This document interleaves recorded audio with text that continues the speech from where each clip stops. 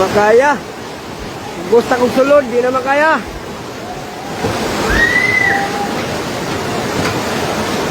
Oh, grabe. Oh, saka ko na ron. O DDS kanta Pilipinas, Duterte pa rin. Comment na kamo. Dapat proud kamo nga may baha na sa Davao. Proud kamo dapat nga may swimming. O may free swimming na naman sa Davao. May free swimming pool na naman. O kunin nyo yung jet ski ng tatay nyo para magamit naman. Huwag na muna kayo mag-comment DDS. Pumunta na kayo ng Davao. Tulungan nyo magsip-sip ng tubig doon. Para hindi kayo napapahiya dyan sa comment section. Diba? Yan yung sinasabi natin. O, baha na naman sa Davao. Kunting ulan, kunting ambon. O, lagpas tao agad yung baha dyan. O, nasaan ang inyong mayor? No, Davao, nasaan? Mayor nyo nasaan? Wala. Andun nagdidisco. Nandun nagdidisco. Nag-i-enjoy sa buhay niya. O, nagdidisco siya. O, nasaan si Sara? Kay Baluarte yung mana. Ang bansa ngayon si Vice President Sara Duterte sa gitna ng kanyang impeachment trial. Kinumpirma ng Malacanang na kumuha ng travel authority si Duterte para sa mga biyahe sa Qatar, Germany, United Kingdom, Northern Ireland at the Netherlands mula July 16 hanggang katapusan ng buwan. Wala pulos ang mga ginapanghimo sa kabuhi nila o si pulong diin ang inyong congressman dra. O diin, wala man. O diin ang 51 billion. Wala din. Diba?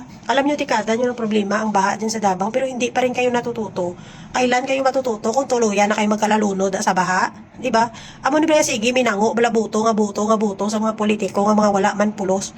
Dapat butuon yung mga politiko nga totoong nagmamahal sa inyo at nagmamalasakit. Hindi kayo mapabulag-bulag kayo sa paratiko, kamuda sa mga politiko nga wala man, hindi man pakinabangan, diba? Yung tatay, siguro nila si Digong, yun, maayos pa yung namuno dyan, pero itong mga anak, wala talaga kwenta, mga inutil, gidya. Sa tuwing may kalamidad dyan, hindi mo sila mahagilap kung nasaan sila. Sa tuwing may kalamidad sa Davao, wala sila. O Davao, kailan kayo magising? Magising kayo sa katotohanan. Uy, walang pagmamahal sa inyong Duterte, sa totoo lang. Kasi kung mahal kayo ng Duterte, dapat matagal na yung sinolusyonan ang baha din sa Davao, kaya matagal yun ang problema yan. O, nasaan ang 51 billion nga flood control project nga para sa inyo. Imbes kamo ang serbisyuhan sa Duterte, kamo yata na ang sige ka, ay nagkalainano ni sila man. Wala man kamo ginaserbisyuhan sa Duterte, kaya kung ginaserbisyuhan kamo sa matarong sa mga Duterte, edi sana hindi kayo ganyan, o. Kayo na mismo nagsabi na mala Singapore kamo da sa Davao, ginainto nyo, niluluko nyo sarili nyo para sabihin yung Singapore ang Davao, yun di puta. Diba? Niluluko mo sarili mo, namumuhay kaya sa hallucination para sabihin mo mala Singapore. Uy, ang Singapore wala amo nga baha. Ang Singapore wala lala nga basura. Ang basura nyo gani, hindi na gani ma-regular da.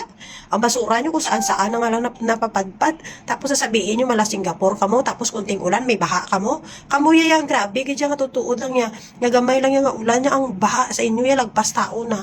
O magising kayo sa katotohanan. Huwag niyong ipilit, huwag kayo mamuhay sa hallucinations. Tama na. No? Tama na na mamuhay kayo sa realidad.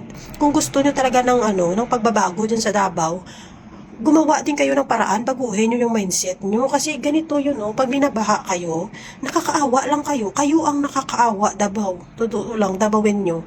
Alam nyo bakit? Kasi, syempre, pag binaha kayo, masisira bahay nyo, masisira hanap buhay nyo, yung mga napundar nyo, kawawa naman, diba? Ganun ang isipin nyo. Diba? Matagal ng problema yan eh. Kung magaling talaga ang Duterte na namumuno dyan sa Davao, di sana wala nang baha dyan. Matagal nang nasolusyonan yan. Kaya matagal namang nagbigay ng 51 billion hanggang ngayon wala pang nagagawa. Come on, nagising kayo sa katotohanan. Tama na ng pag-beauty sleep nyo. Tama na ang pag-beauty rest nyo. Mamuhay kayo sa realidad na nangyayari sa lungsod nyo. Kay wala na naman ang mayor nyo, kamo da matanga-tanga. Wala inyo congressman, matanga kamo. Diba? Imbes sa panahon yung may kalamidad, may mga nangyayari sa kuna, dapat nandyan ang mayor, kaya siya ang tatay, siya ang leader, yung at the end, mayor nyo, ato, enjoy ito yung sige, pamaili, mga wala pulos, ganyan mga bata ni Duterte, ya.